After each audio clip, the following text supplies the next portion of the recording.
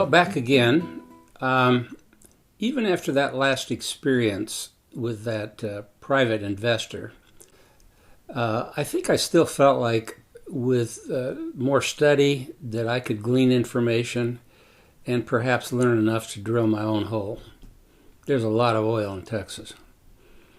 And I was encouraged by geologists that I knew and met on the job and reading that I did that there is a science to finding oil, but there's still this chance aspect. So let me just share one more story. I was transferred up to Beaumont, Texas after the Wharton experience. And just outside of Beaumont is one of the world's most famous oil fields called Spindletop. I think it was January 10, 1901, that a gusher came in. And the biggest gusher the world had ever seen, an oil well gushing.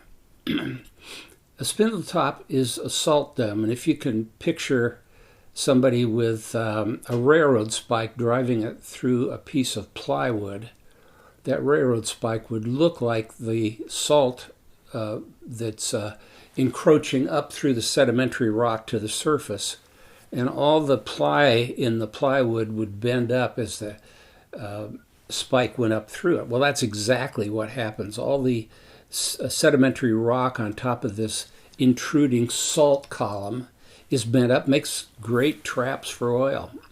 A lot of production on Spindletop. I've seen pictures of it. In 1901, there are photographs. There were hundreds of derricks piled as close as you could get one next to the other. They pumped a lot of oil out of that, made Beaumont a wealthy town.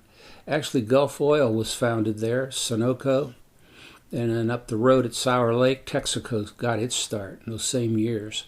This was unbelievable new oil production for the whole world. But I was at Spindletop one night on a job, and there was an old man that owned the lease, a famous guy, in fact, on Spindletop. His father had been one of the first drillers there. This is going back to the early 60s when I was there.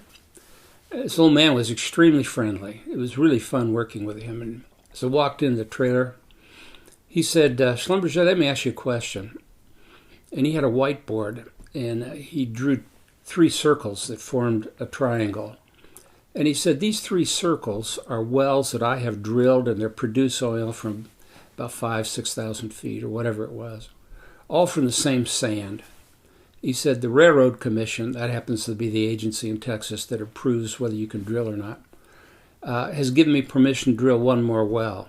All 3 of these wells that I punched, they're all producing at the same, generally the same level, same oil reserve, and so on. Now I got permission to drill another one. Where would you drill that 4th well if you had that kind of control with these 3 wells? I said, well, it seems obvious, right there in the middle of them.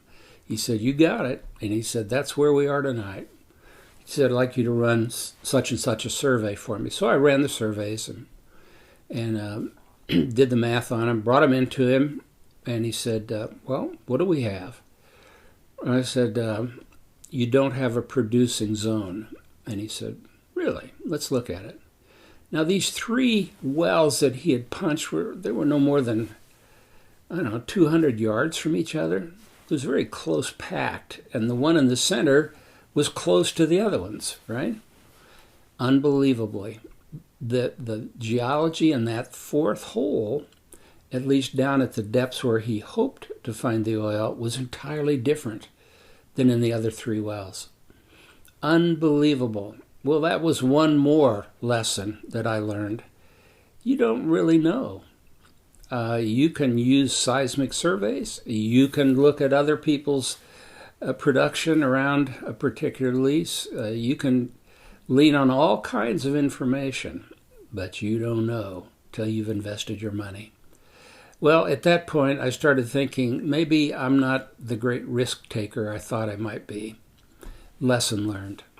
But one more story. Outside of Beaumont, up in what they call the Big Thicket, the piney woods of East Texas, there's a little tiny city. And that little tiny city is called Sour Lake. Now, in the oil field, there are all kinds of stories about all kinds of things. And I mean, you talk about storytelling, some of the best stories you'll ever hear, biggest yarns you're ever going to hear come out of the oil field.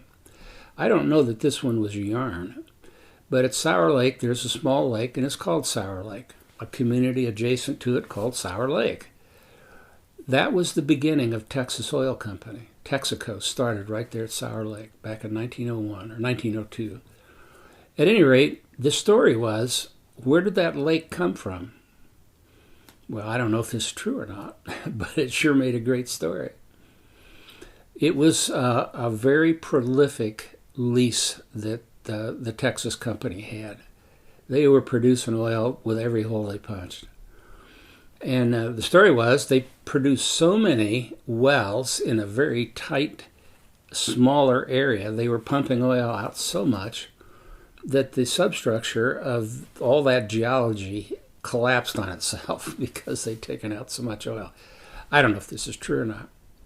But at any rate, there was a huge depression that was created. And actually, one of Texaco's rigs was right in the middle of that subsidence.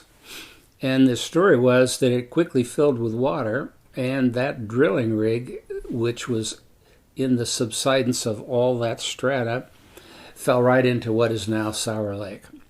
Now, is that true or not? Well, maybe somebody with some diving gear can find out. But there is so much of interest that takes place in the oil field, so many exciting stories about things that are totally improbable. You hear a story like this, you wonder, was it true or not? It's all part of my education. See you next time.